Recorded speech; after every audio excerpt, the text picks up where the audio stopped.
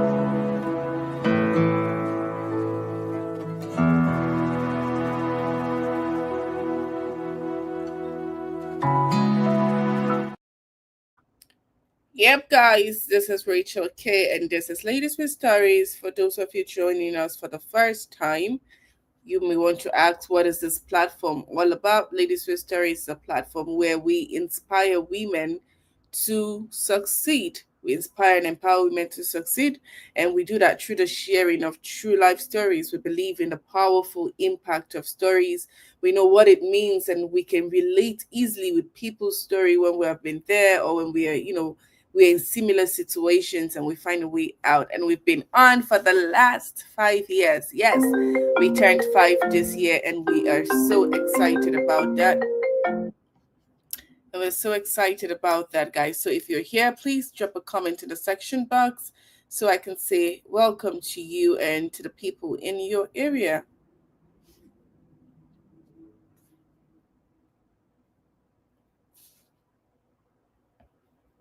How was your week? Did you have a great week? Was your week good? I know it must have been a whole lot. The week just felt very, really fast. It went really, really fast. So, did you enjoy the week? Did anything good happen? Do you want to share with us? Please, if you're here, just kindly drop a comment for me in the section box so I can welcome you and, give you a shout out. That's what we do.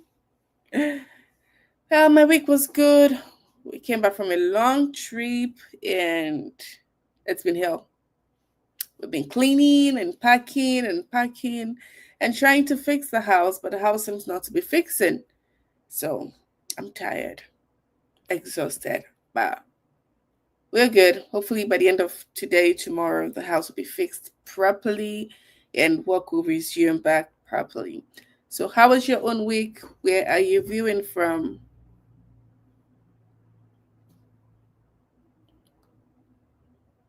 Last week, we had a very amazing story. We had an amazing, amazing story by Sissy Alera. It was such an emotional story. And, we talked about we need to bring a balance to this story because a lot of people are like, oh, where is the ending? What next? What next? But then, that was the ending there.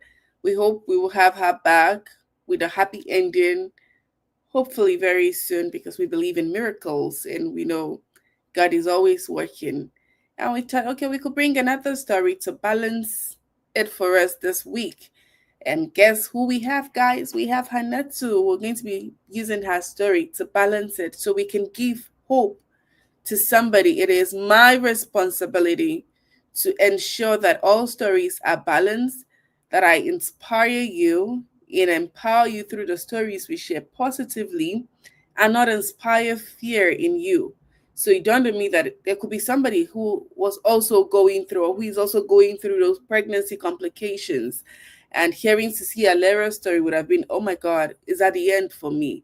So I thought, okay, we could find somebody's story again to share that for you to make sure that it is balanced, because that's what we do: inspire you, empower you to succeed. And if you haven't listened to her story, it is a story that you should listen to. You should try and go and listen to it. That's the story before this.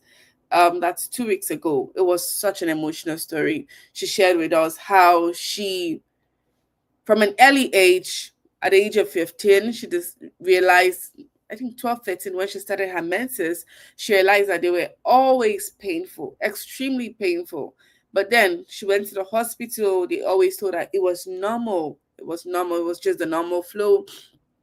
And things carried on like that. And eventually she had lots of womb complications. She called lots of medical terms that I really don't know how to say them, but there were medical terms for each and every one of her issue. And she carried on like that for about 4 decades. Yeah, about 4 decades. And eventually she was told she was never going to give birth. And she got pregnant. She was never going to get pregnant. And she got pregnant. And at 20 weeks, she had another complication, and she had preterm labor, and they were unable to save the baby because they told her if they save the baby could end up with some complications. And that was how her hope got dashed.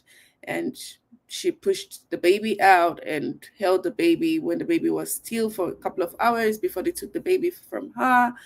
And earlier this year, no, 2024, the surgery that she was supposed to have before now, she had it. And at the end of the day, she got her womb removed, she got her uterus removed, she got her fallopian tubes removed, and she got her cervix removed. So, based on medically, at this point, she will be unable to bear a child. And all this began from the age of 12, different pains, complication, and all that. But when she shared her story with us, it was something for us to learn that there is still hope. We need to learn, we need awareness, we need to wake up to the call that, okay, when we notice something is wrong with our system from a very early age, we shouldn't assume that, oh, it's normal to have painful menstruations. You need to go for it. You need to seek second opinions. You need to see how far you can go just to get things sorted out for you. And today we're going to have Hannah to share her own side of her own story, because I have read a couple of times on her page, she's sharing her story with us about her pregnancy complications and all that. So I wanted her to come, share that side of the story with us. Then the coming week, we will have a medical expert who will explain some of this terminologies. Who will explain those terms to us and, give us more enlightenment on what we need to do as women. So when we observe things are not going right with us, we can actually seek for help and seek second opinion, third opinion, fourth opinion. As long as it is your body, you should be able to seek those opinions. So guys, don't go anywhere. Please help us share this video. Tell your friends we are live while we wait for Haneta to join us. So please, guys, stay tuned, stay connected. And if you have a story that you want to share, we are open to receiving your story. We do not charge you to share your story. Neither do we pay for your stories. We do not pay and we do not charge for stories. It is a free platform. Our aim is to inspire and empower women to succeed. So if you have a story that can be, or it is inspiring, it is empowering, it will cause another woman to succeed, just to learn from you, we'll be glad to share your story on the platform. So please send a DM. You have a story, and we will follow up from there, and we will book a date for you. And that is it. So guys, if you haven't shared this video, please share. And for those joining us, this is Ladies with Stories, a platform where we share stories with the aim of inspiring and empowering women to succeed. Please do well to share the video. Let your friends know we are live, and we will get back to you shortly after the advert.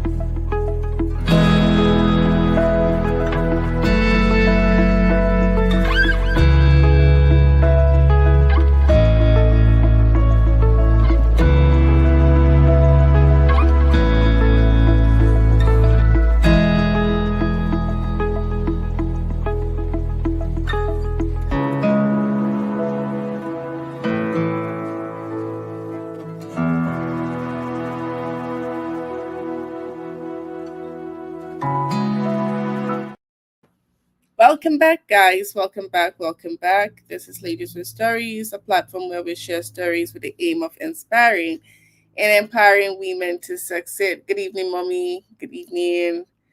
Good evening. How are you? We hope you're fine, guys. So we're waiting for Hannah to join us. She had a little technical issues, but she'll be up in the next 1 minute. So in the next 1 minute, you can tell us how your week went. Did you have a great week? What happened? Where are you viewing from? You can drop a comment in the section box, and I will say hi to you. I had a very long week, a very, very long week, very, very long week, and no, it wasn't the best of the week, but we're here, we're strong, we're shining, and we are happy because this is what we love to do. We love to share your stories, we love to inspire and empower women to succeed. We love to empower women to succeed. And yes, we do run empowerment scheme for young girls or young business owners through our yearly business grant. And this year, we're hoping to do that towards the end of the year. So stay tuned and we'll get back to you with the details. Yep. So, have you been inspired by the stories you've heard? If you're new, this is Ladies with Stories. Once again, this is a platform where we share stories with the aim of inspiring and empowering you to succeed. It is our responsibility to see that you succeed in all you do. We've been called to succeed. It is our choice to succeed. So you will define what success means to you. It could be you need to succeed in your academics. It could be that you need to succeed in your health. It could be that you need to succeed in your career, in your marriage. So you define it based on what you perceive it. We don't give you a definite definition that, oh, success is you having 10 over 10. That wouldn't be true for us. But through the stories we share, you could pick up one thing for your own self. Oh, I'm gonna succeed because I heard this person's story. This person did it through method A, so I'm also going to do it through that method. Then it will work out. It could work out for you because not all stories align with what you're going through, but just to have clarity of what you are doing. All right, guys. So let me just check on her and see what's up. We're waiting. We're waiting. But before she comes up, I could read her biography for us. I could read her biography so we know who we are having. The great Hanatu. All right, give me a moment.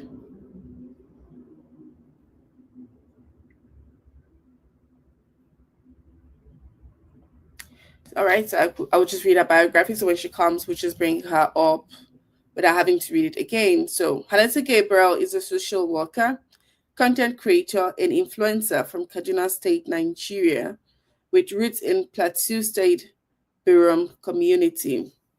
She works as a family planning facilitator and is passionate about supporting people through health education and community impact. She holds a national diploma in social development and a higher national diploma in human resource management. She specializes in environmental health and safety. Hannatu is especially committed to advocating for persons with disabilities and mothers facing postpartum depression, using both her professional role and online platform to raise awareness and inspire change. Beyond her career, she is a devoted wife and mother who brings the same dedication and care into her family life as she does to her community. So that is the profile of Hanatu, who we have it. And, she's Ryan Bucks's wife, and they are good people, and they have been influencing positive change in Kaduna State. And it will be an honor to have her here. So while we wait on her, I will just, keep talking and keep talking. But the question about wanting to succeed, I'll be going back to what we are, what we stand for. We stand to inspire you, to empower you, and make you succeed. And as I earlier stated, we do not define success for you, but we know what success is. When you are succeeding, you know what it is like, you know what it looks like, you know how it feels like. So having a plate of meal on your table today could be success for you.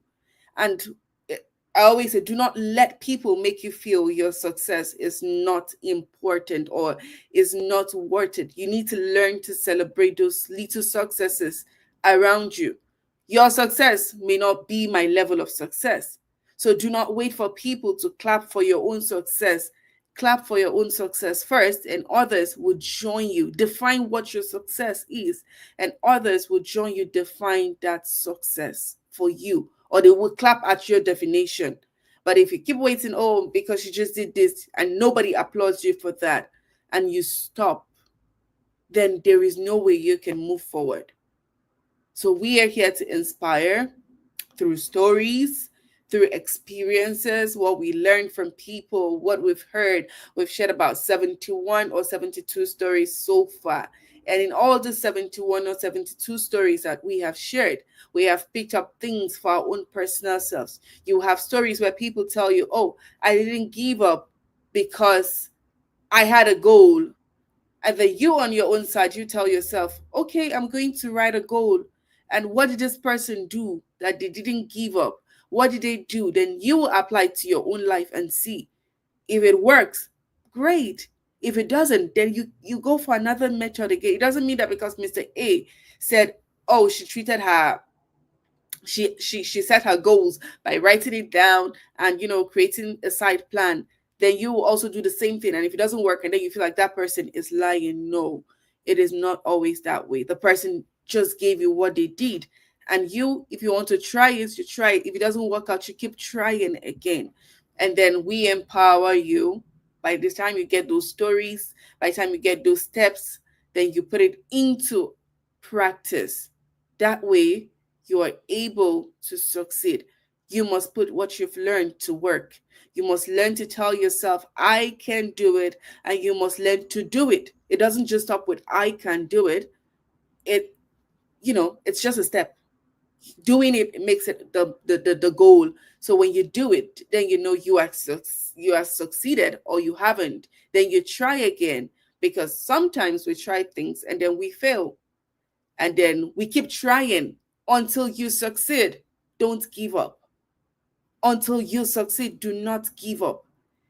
It is your responsibility to ensure that you succeed. People around you, it may not add up. It may not look like it. There's always a saying that, oh, coming from a poor background doesn't mean your back should be on the ground. It is true. It is true. So you define your success and you push yourself to succeed. You push yourself, you try everything that you can do to ensure that you are succeeding. So don't let the words of people tear you down. Don't let the stories of discouragement tear you down. That's why we filter the stories we bring. And like I said today, this story is meant to be a balanced story from what we heard last week. So we don't inspire fear, but inspire strength for that woman going through her own complication at the moment, going through her own struggle at the moment. It is to inspire you. It is to give you strength. So define your success, stay by what you believe, learn from other people, and succeed. In due time, you'll be applauded by everyone, even people who do not believe you. They will applaud you. But do not just wait that, oh, this person must applaud me before I see it as a success. Whatever you put your heart to do it well. If it turns out very well, it is your success. It is your win. It is your win. So do something this week. Get back to work this weekend. Try your best this weekend and tell yourself, I will succeed. And I will define success how I want it to be. I will define it as long as it is morally right, morally upholding. Define it that way. Do not let your success not be selfish. Let your success not be wicked. Don't define your success at the expense of another person. Using maybe let's use an example as a business owner. Don't say, okay, I must make profit at the expense of your customer. It doesn't speak well. It doesn't sit right. Have integrity. for yourself and, for your name and your customers. Be a kind person. So define your success by all those moral standards and give yourself a warm applaud or a warm hug, because you have done it, you have tried it, and it has worked. And tomorrow you will inspire another person. For this year, we said it is our year of impact. And we earlier stated that impact for us is not about hitting all the whole world at the same time, which is a great thing if you can. But it's about making positive mark in the hearts of people around you. It is about inspiring the next person. It is about giving a helping hand to your mother, to your father, to your siblings. It is about telling them, oh, I can do it and I will do it. I can help you.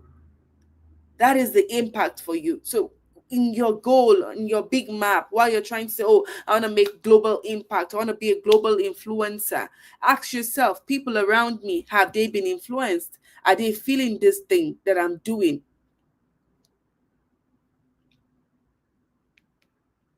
Are they feeling this thing that I'm doing?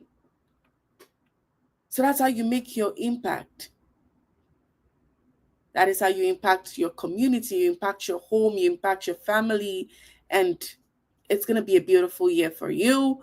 I know we are halfway, more than halfway around down the year, and it's never too late. Do not give up. You will succeed. Do not give up.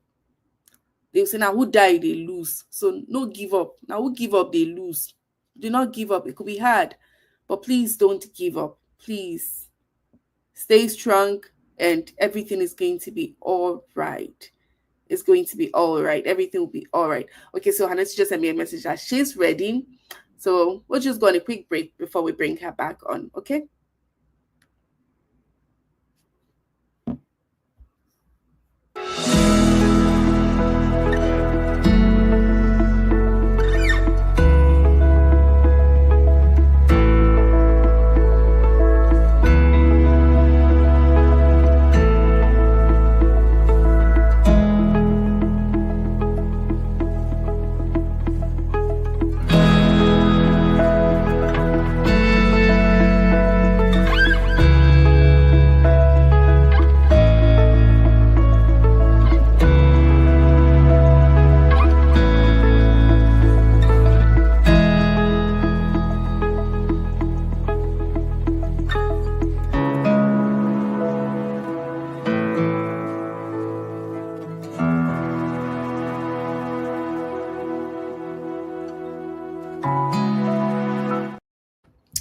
Welcome back, guys. This is Ladies with Stories. For those joining us, this is a platform where joining us for the first time. Yeah, this is a platform where we share stories to inspire and empower women to succeed. And we've been sharing stories for the last 5 years, and we have had about 72 stories on the platform shared from women across the globe, Africa, Europe, America, Middle East. We've had a couple of stories like that, and all our aim is to ensure that you are succeeding, no matter how little your success is, but you are succeeding. Big success, it's good. Small success is good. Middle success is good. As long as you are not stagnant, it is good for you. So we have Hannatu in the studio, and she's gonna come up right now. Skip, yeah? Yep. You need to turn it back again. I thought you said landscape. Yeah, I said so, but it didn't work out. Anyway, good to have you this Okay. evening. We've been waiting for you. We've been waiting, and thank you for joining, Lois, I'm so and sorry. sharing your story. It's fine. It happens. It happens.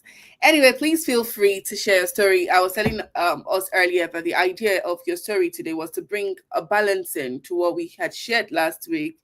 I was like, oh, Hannes, would you want to share a story with us? The lady that shared our story last week had it rough, and it didn't have a happy ending, but your story, with all its complications, it had a happy ending, and we are Yeah. live. So we want to hear those stories, the complications, how it went, and how you finally got your happy ending. So please feel free to share your story.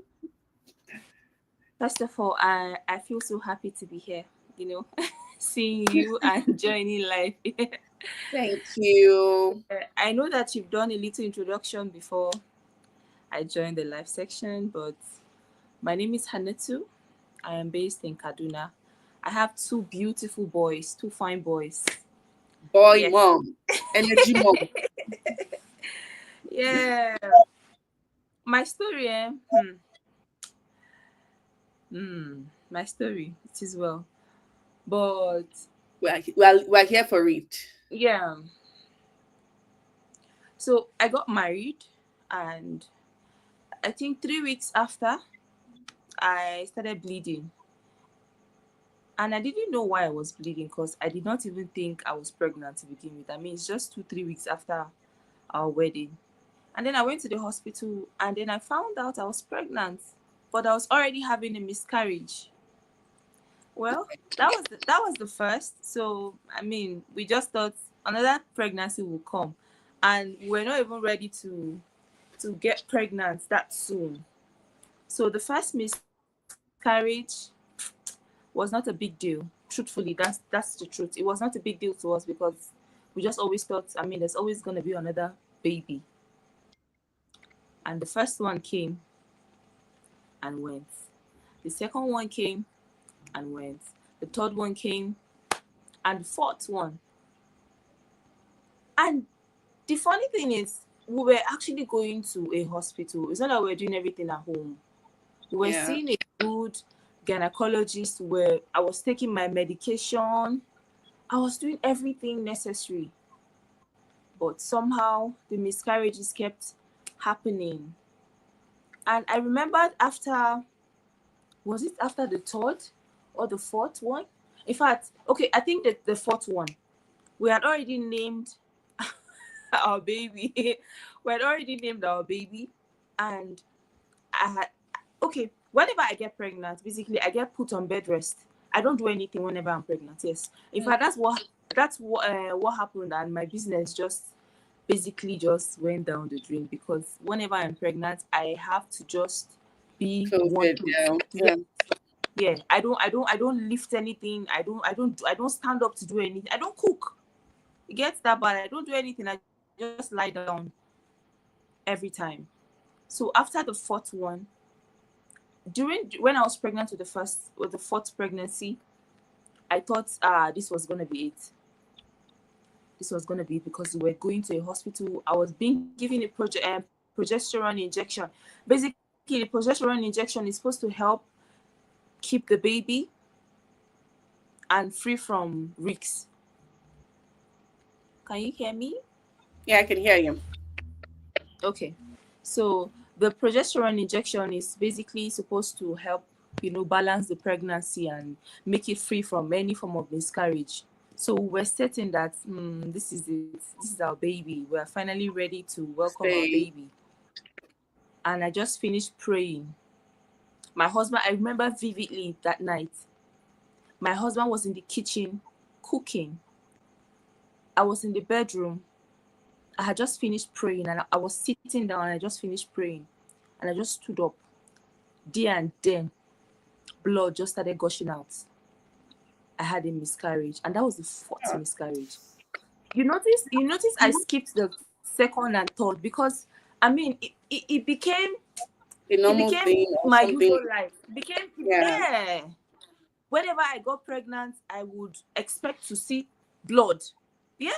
I was basically anxious. I would expect to see blood whenever I was pregnant. So it kept happening. And I feel like my mind also made it keep Played happening out on since I it. was Yeah. expecting it. Yeah. Since I was expecting it to keep happening, it just kept happening. But after the fourth one, in fact, the first one, the second one, the third one, I never saw my husband broke down for once. He would always be the one to, give me words of encouragement, be there for me. I had never seen him break down or even showed me that, this thing is You disturbing me. disturbed Oh. him. At Yeah. some, yeah. At some point, I felt like I was carrying the whole burden by myself because he was not giving me any form of They worry me. vulnerability. Yeah, I didn't feel like he was vulnerable with me. I mean, this is our baby, and you're not showing me that you're hot just as much as I am. So I felt like I was in it alone, and I entered a dark place. I was depressed. I saw myself dying. Yeah, it was that bad. But after the fourth one, I knew something had to change. I just Mm. knew something had to change. I saw my husband broke down when we went to the hospital, and then we had confirmed that the baby is no longer there. I have to have a evacuation. I said I will not have any evacuation. This miscarriage that is happening will go like that. I will not go on because I was scared. I had heard stories of you doing evacuation and then it might not come and delay you getting pregnant again. Yeah, stories No. like that I heard. Yeah, yeah. So I was like, I'm not going to do any evacuation. No. Let them just give me medicine. Let this miscarriage just So complete. Yeah. When we're coming back from the hospital, my husband packed and he broke down. That was the first time I saw him broke down. And he was crying. it got to you.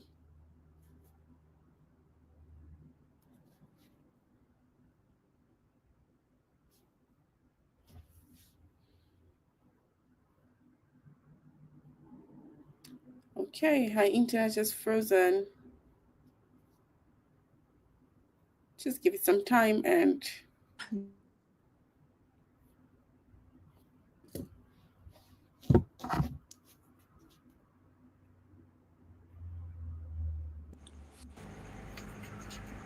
Mama, can you? Okay, I can see you okay, now. yep. Okay, I can't see you. It's Okay, yep. blank. Okay, I can see you. It's blank. Oh, I think it's a network problem. Do you want to keep speaking, Do you or want do to you keep want to go out speaking? and come back? Or do you want to yeah, yeah. So we knew something had to change. Our mindset had to change. We knew our atmosphere had to change. Our thought process had to change. We just knew something had to change because it now got to a point that we were now living. It affected my marriage. The miscarriages affected my marriage because it made me enter a shell. I was just by myself. I didn't feel like I was loved. I didn't feel like I was understood. I felt like he cannot understand what I am going through. He's a man. Yeah, I'm the one losing the baby. Yeah. And I felt like I was feeling him. I felt like I was feeling my body. I felt like, I mean, this is what my body is programmed to do. Why can he not do it?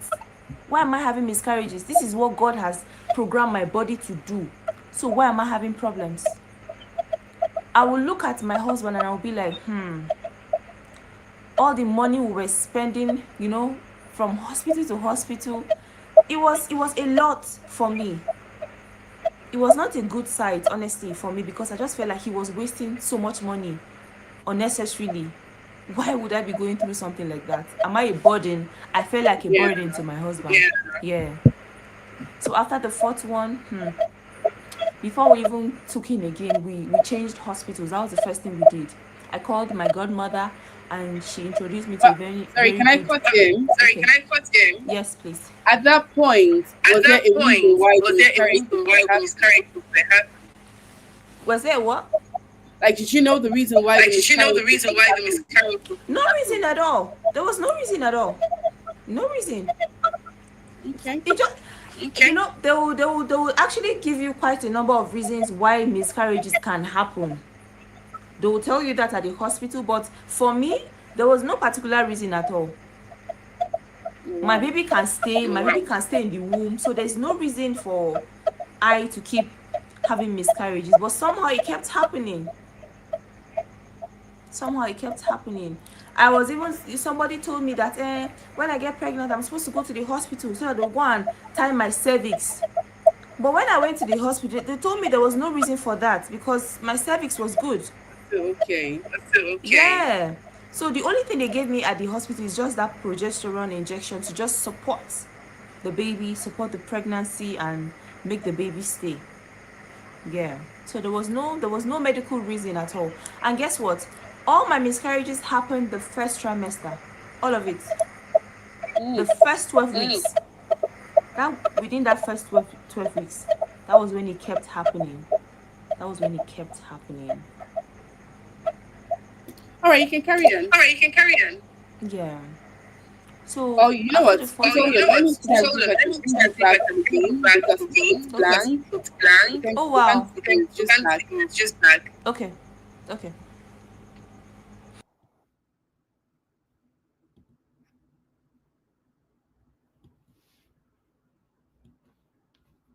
So, guys, this was sharing her story with us about how she was having several miscarriages. It was very bad. She lost the first one, the second one, the third one, and the fourth one.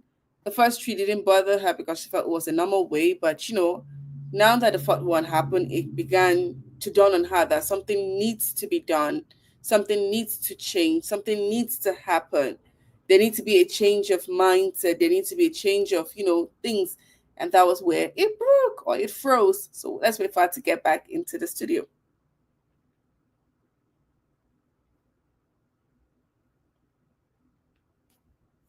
And in the meantime, if you have questions you want to ask, you can please drop your questions in the comment section because we don't have so much time. So while she's talking, we can be asking the questions. So please drop your questions. All right.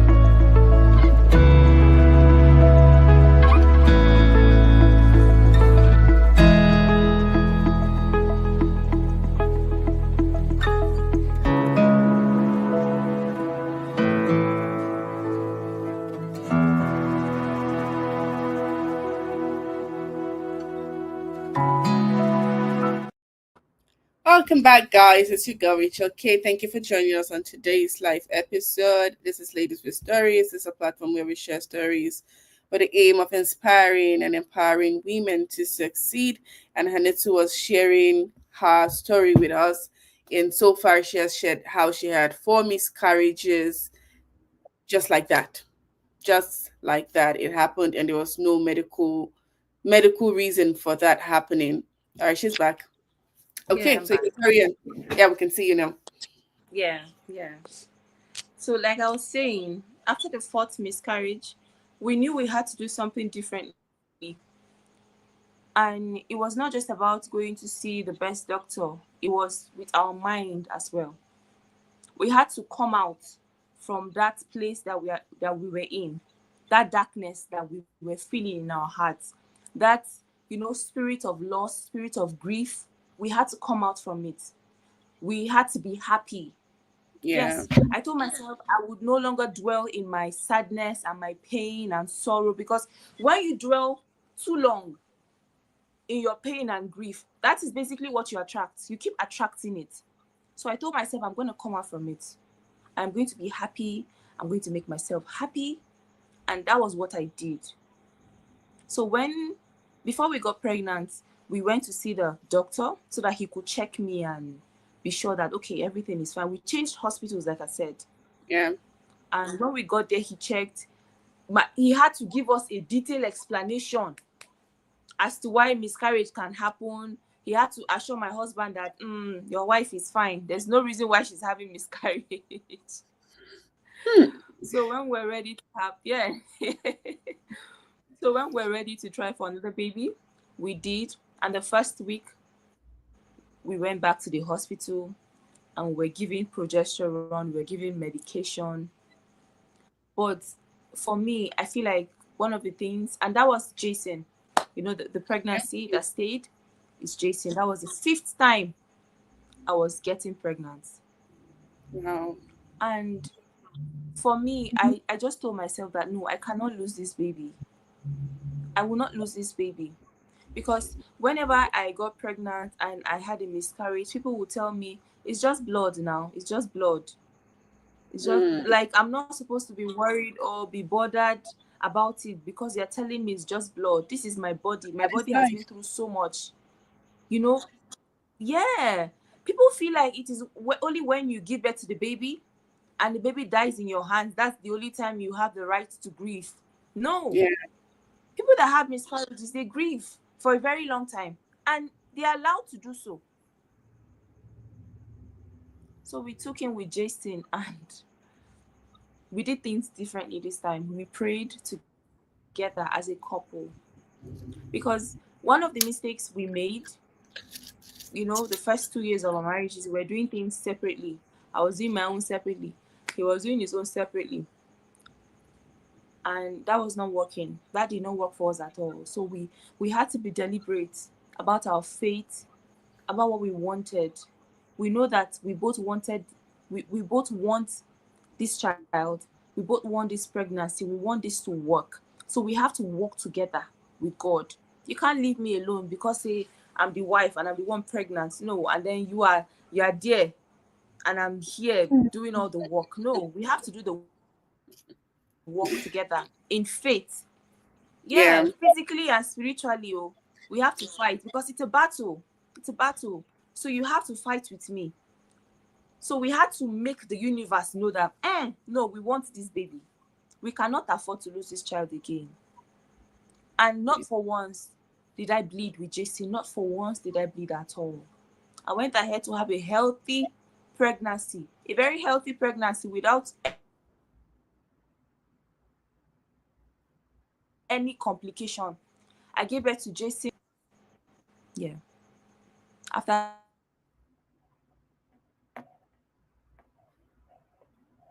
having 4 miscarriages. So for me, because I mean, how can you be having such problems before and then go ahead to have a healthy pregnancy? I could not understand It was it. strange. Yeah, I know that I prayed for it. I know that I prayed for a healthy pregnancy. I know. But it was unbelievable to me because I could not understand it. So I kept asking myself, so what went wrong the first time? The fourth, what happened? You know, what changed? Yeah. And what changed? Because the fourth miscarriage I had just finished praying. No, so it's not like I was not close to God. Oh, I was close to God. How can you just You just finish couldn't praying understand and it. you yeah, how can you just finish praying and then just have a miscarriage then? What is God trying to do? Is God trying to test your faith? Mm. I looked at myself. I just finished praying. I said, God, keep this baby for me, preserve this baby. I will have my baby till 9 months before I will give birth. And then I just stood up. And Miscarriage. then I that said, was it. Jesus, what is this one now? Ah, no, no, God has tested me in ways that Mouth cannot speak but I'm it. grateful. I'm just grateful. Yeah, I'm grateful. You know, I don't regret the experience one bit. I don't. It has made me who I am now. My how I see life, how I see things, it's not the same. It's not the same. So I'm grateful for that. I'm really grateful. Okay. So fast forward to the second Yeah, so do you pregnancy. have any my second pregnancy? Okay. After I had Jason, I just felt like I had Jason so well. I mean, I did well with Jason. Now it's time for another baby. And I know that I'm going to have the next baby just the way I did with Jason. It's going to be, I will just go through it with ease. Ah, I had a good first 3 months. And then the fourth, fifth month, everything changed. I know that I'm smiling now saying this, but my life was basically at risk.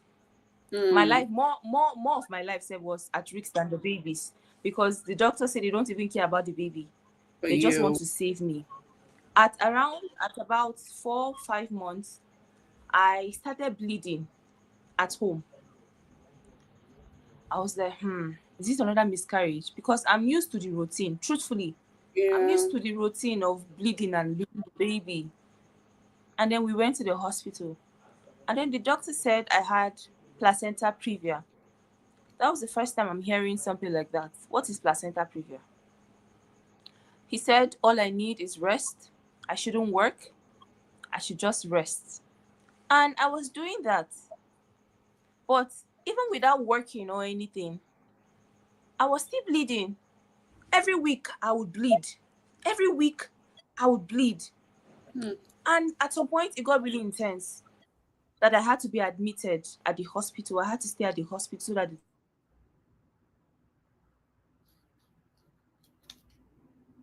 doctor could watch me. Can you see me? Okay. Yeah, I can see you. After some time, yeah. After some time, I came back home, and he just said I should keep resting. That was the only instruction: keep resting.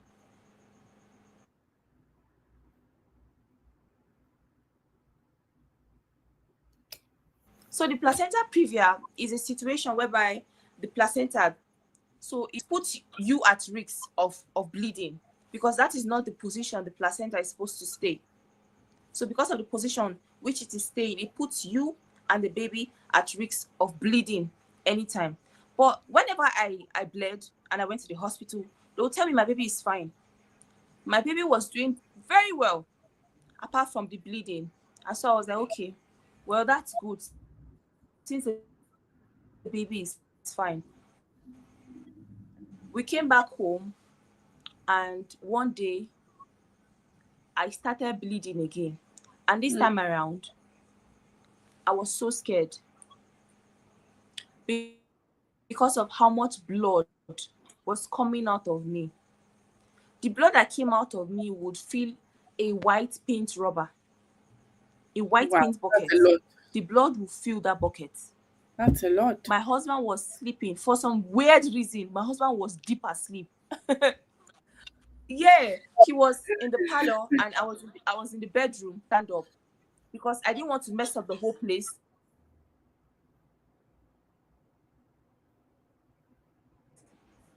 So so I kept calling him. I kept calling his name. He could not hear me. Oh. Deep sleep. As I was standing up me like this, I came to the parlor, calling his name. He did not respond. You see how devil works, ba? He did not Hmm. respond. My neighbors were hearing me. Jason woke up. He could not hear me. At some point, he Ah, woke up when my neighbor started knocking at my door. That was when he woke up.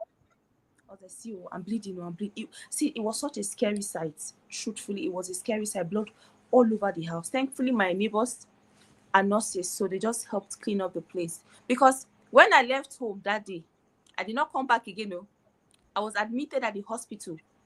I think, around 29 weeks then when I had that episode, and I went to the hospital and I stayed for about 3 months. Oh, wow. That's like towards the end of the baby. 2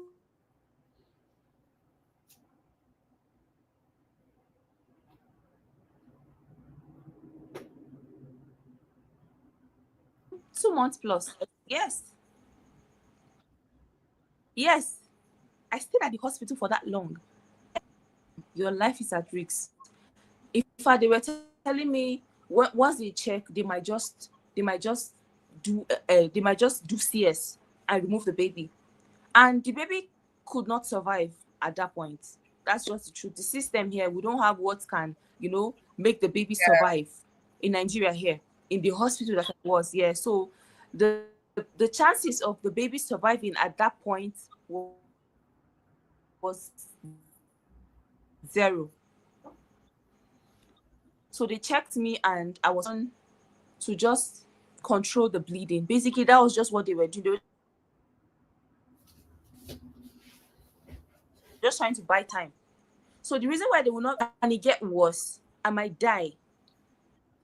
Yes, I might die. So that is why they kept me at the hospital so that they can watch me closely. Hmm. So that the moment I Anything start to happens, bleed this, yeah. excessively, they'll just take me to the theater.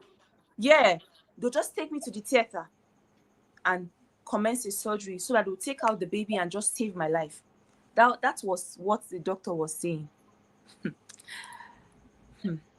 I went to the hospital, and the next day, the bleeding doubled.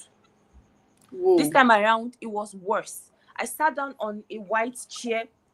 The chair filled up with blood. See, I don't know how I can just even say these things casually, because I don't know how somebody can go through such thing and be fine. Honestly, Hmm. I am still traumatized by that experience. I am still very much traumatized by that experience. I bled so much that they had to clean up. They had to call cleaners in the hospital to come and clean up because of how bad it was. This is well. As well. Guess what? After then, I never bled again. After that hospital, I never bled for once again till I gave birth to Ethan. But the pregnancy complication was still there. The placenta previa.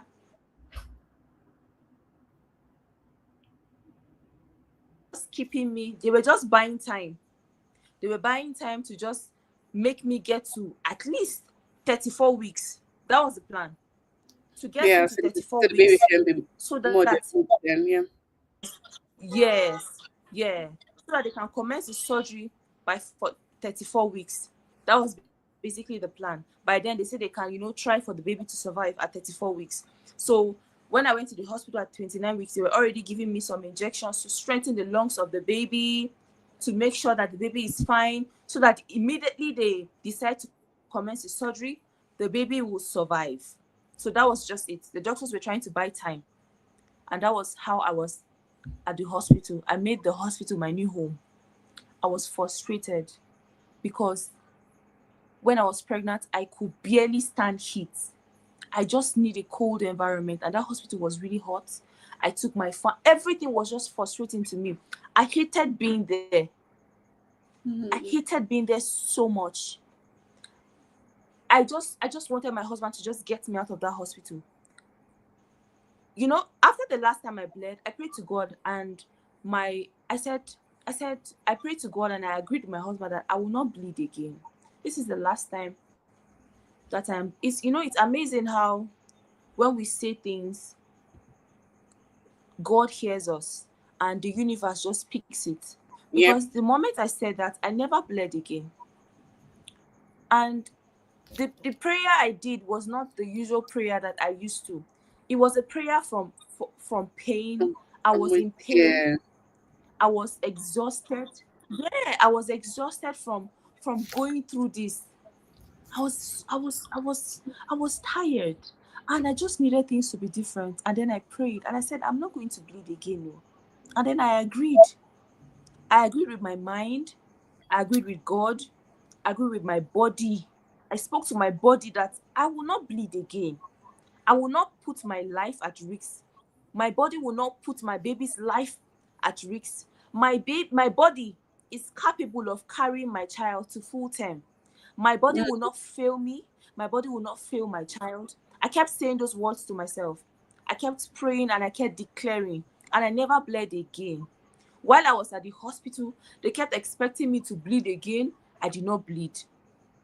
Now, they already told me I'm going to have a surgery, right? But I do not want to have a surgery. Not because I'm against CS. That was not why I did not want to have a surgery. Because the reason why I did not have didn't want to have a surgery is because of the complication of the pregnancy that I was having. I Yeah. just needed that complication to be resolved. I just needed the placenta to go back to its normal position so that the baby and I will be free of any risks at all. That was why I was praying against the surgery. Honestly, that was why I was praying against the surgery. I have nothing against surgery. In fact, at some point, my husband started having problems with me at the hospital because of how I would pray, and I would say, me, I don't want surgery. In fact, go and tell the doctor that I don't want to be here. It was that bad. I would tell my husband, yes. I don't know if it was pregnancy hormones that was doing. I don't know, but it was really bad. I would tell my husband to go and tell the doctor that I don't want to be here anymore. I want to go home. I want to go home. I need my space.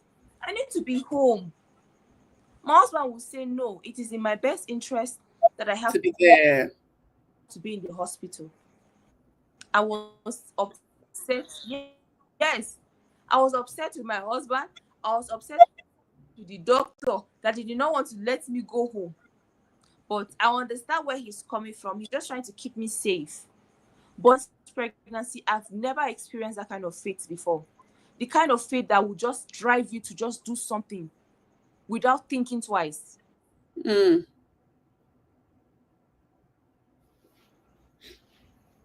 At that point, I was not doubting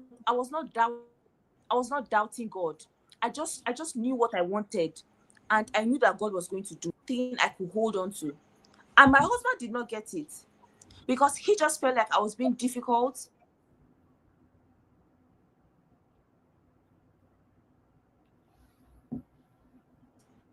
He thought I was not being understanding.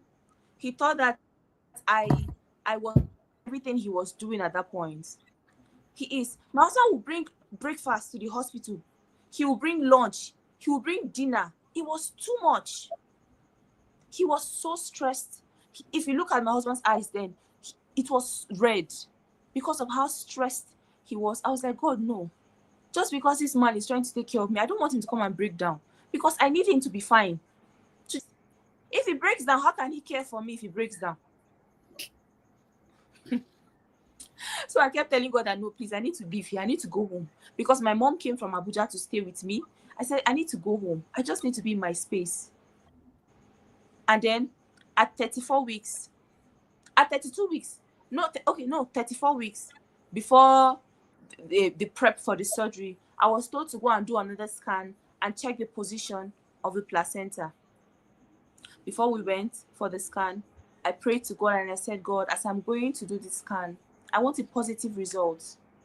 This pregnancy complication that has brought so many problems, I want it gone. I don't know how you're going to do it, but I just want it gone. I said that prayer and we went to the hospital and they did a scan. And it was no longer there. Wow. When we got back to the hospital, the doctor was shocked. He was like, no, we have to give you some time again to go and check. So he gave me 2 more weeks to go and check. And we did another scan, and it was no longer there. We're And that was done. how they discharged me. Oh. Glory. That's how they told me to come back home. Now there was no reason. The complication was no longer there. And the surgery was, yeah. So the surgery was no longer on the table. The option for doctors. So I came back home and I kept going for my antenatal, kept going for my hospital visits. The day of the day I was supposed to give birth to Ethan, that's how I started bleeding again. Oh, But yeah, that's how I started bleeding. I was like, no, I'm not going to go to the hospital. I'm going to stay at home. It's not time for me to give birth to this baby. My mom was so worried. My mom made us go to the hospital. And we went to the hospital and I didn't give birth immediately because it was not time now. When we got to the hospital again, the bleeding has stopped. Sure, you can see what is going on, Abby. When we got to the hospital, the bleeding has stopped. Oh. So the doctors and nurses didn't even see anything. They didn't see anything. But I just feel like it was just because of I was trying to give birth that day, and that was why it triggered the bleeding again. So it was really nothing mm. to be worried about, because I've heard of stories about women that would want to give birth and they will have blood will come out instead of water and all that. So that's just We're gonna medically confirm that so we don't pass where my we mind heard we heard. went to. I did not start thinking that, hey, I'm going to lose this baby or something wrong was gonna happen. No, I was still positive at that point. Yeah, yeah, yeah. So I am fine. I am certain that there's no problem at all. and we went to the hospital. Ethan's delivery was smooth. In fact, the doctor said the day you are going to give birth, all the doctors have to be around, to make sure that everything goes as planned because of the complication you had. We don't want anything to go wrong at all because there's risk that, something will go wrong. That's how we entered the labor ward, though. I came out with my baby Oh, fine, and I'm just grateful to God. congratulations. I'm grateful to Congratulations. God, truthfully. It wasn't easy looking back at it. It was not fun at all. It tasted me in ways. Yeah, it tasted. mm, I just battle that you're unable to fight. That's what I keep telling myself. If this is happening, then obviously I can handle it. Obviously I have the power to overcome it. I have the power to go through it and be victorious at the end.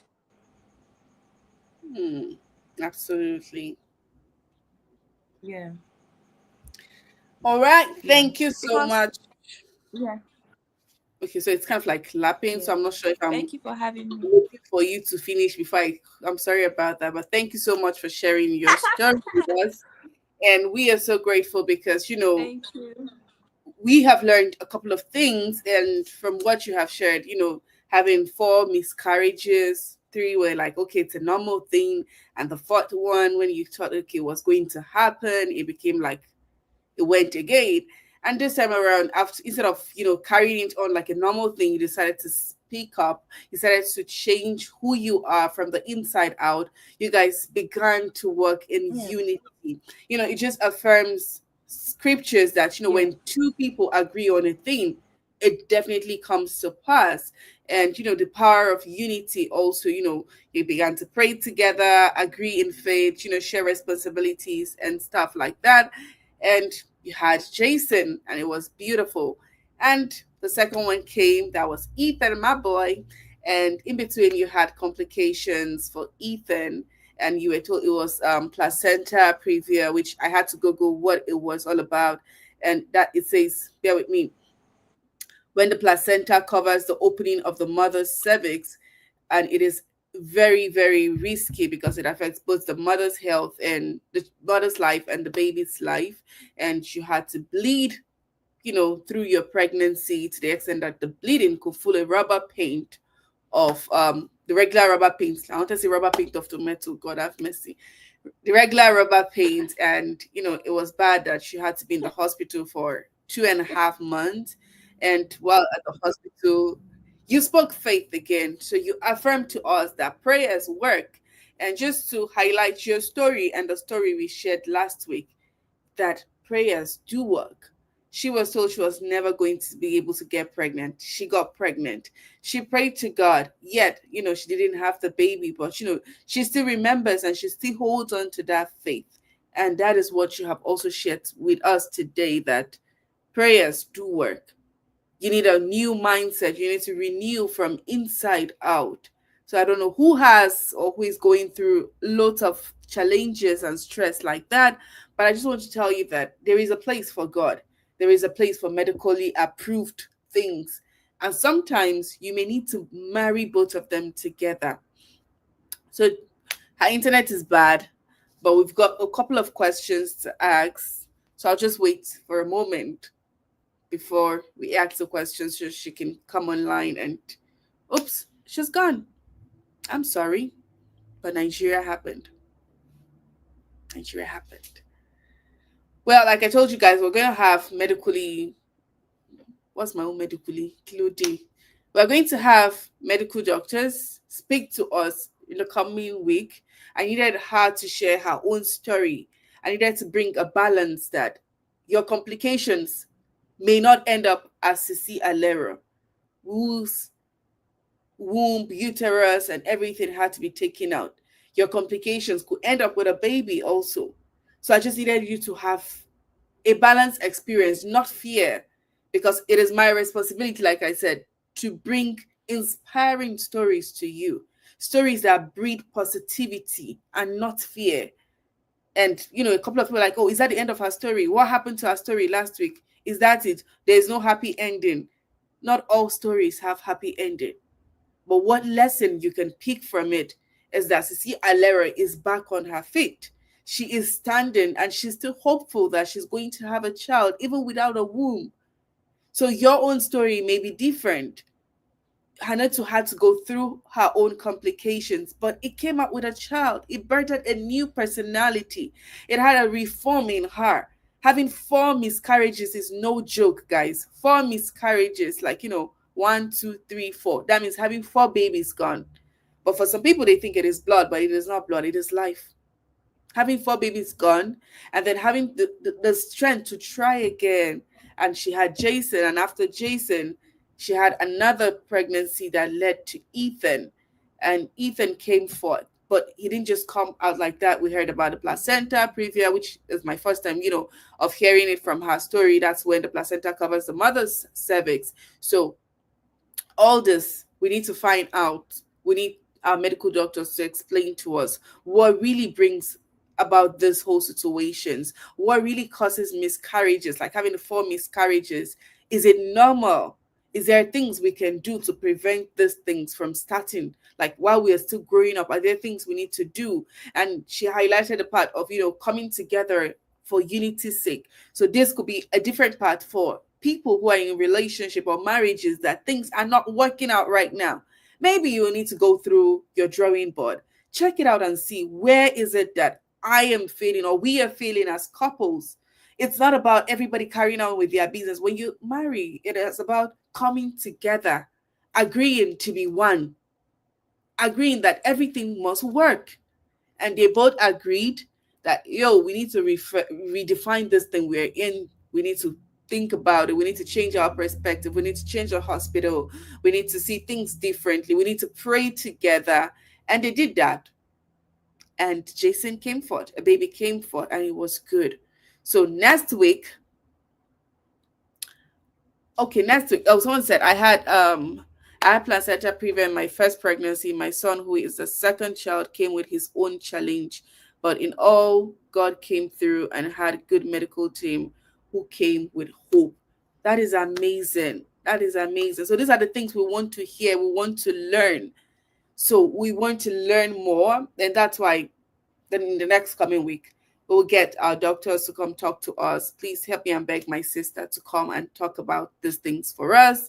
And if you have doctors that are so good in this field, you can recommend one and I'll reach out to them so we can learn what are the things that we need to do right? What are the things that we need to fix properly so we don't have to experience the thing? They said knowledge is power, so we need to be knowledgeable about all those things. It is not your story, it is their story, but we can learn from their story. It's not about saying God forbid, because somebody now in your mind, God forbid cannot happen to me. Nobody plans for anything to happen to anybody, but when it happens, what do you do? And you learn so you can teach other people, so you can be a hope to other people. And I hope we've been inspired this evening. If you've not been inspired by anything, I can tell you, go back to prayer. If for her story, if it doesn't relate to you, one thing that should relate to you is that prayer works. So go and pray. Let God hear you. And not all stories end in pain. Some end in joy. Even when amidst the challenges, there can still be hope for you. There can still be joy. There can still be courage and strength. You can still have a story from your mess. It can be messy, but do not give up. Do not give up. Like I earlier said, now who no try, now they succeed. As long as you try, you will succeed. If you don't succeed the first time, you'll succeed the second time. If you don't succeed the second time, you succeed on the third try, the fourth, the fifth, the sixth, the seventh, whatever it takes. Don't just stop with I can do it. Do it. So do it. So pray. Have a good relationship with your partner. When you see things that are not right in your system, please go to the hospital, make inquiries about what it is, create awareness on those issues, and that will be it from me to you this week. Next week, no, in 2 weeks' time, we'll get our medical doctors to come explain these terms to us. That of Sisi Alera, there are a lot. She said a lot. If you haven't watched that story, that's the story before this, please go and watch it. If you know anybody going through some complications, please tell the person to watch it. It could be one of those things that is wrong. And this is me saying there is still hope. There is still light at the end of the tunnel. The tunnel may be so long that you don't see the end, but there is going to be light. For anyone going through any complication, I pray that God come true for you. For anyone who needs a child, that God comes true for you. For those who have children with special needs, that God still comes true for you and give you hope in your waiting season. And that will be it from me to you this week. But we'll see you next week, in 2 weeks' time. We'll see you in 2 weeks' time. Get your questions ready. And for the questions that you asked today, because Hannatu is gone and we're past 1 hour, I will write all the questions out, or you can please send them to me in a DM. We'll ask all the questions, so we'll get the questions ready. And any medical thing that you want to learn about the woman's health, please send it, and then we will ask our doctors next 2 weeks to explain to us what leads to placenta previa, what is the solution to it aside surgery, because surgery is basically the solution I saw on Google when I was checking just now. I usually say surgery, surgery, surgery, surgery. So aside that surgery, and when the baby comes, is there going to be complications, and what can be done to that baby? And thank you so much, Glory, for sharing your own story. You had it, you gave birth to your baby, and the baby came with its own challenges. I don't know what challenges the baby came through with, but whatever it is, I pray that God see your baby through, and we send our love and hugs to you. Thank you so much, everyone, for joining tonight's show. It's been amazing. It's been amazing. It's been amazing. It's been amazing. Thank you so much for sharing your stories. And if you have a story you want to share, please feel free to send us a DM. We will contact you and know how to go about your story. I remain your girl, Racheal Kay. Have a beautiful weekend. Ladies with Stories is a platform that women share their stories with the aim of inspiring and empowering women to succeed positively. Do have a good night rest. Bye bye.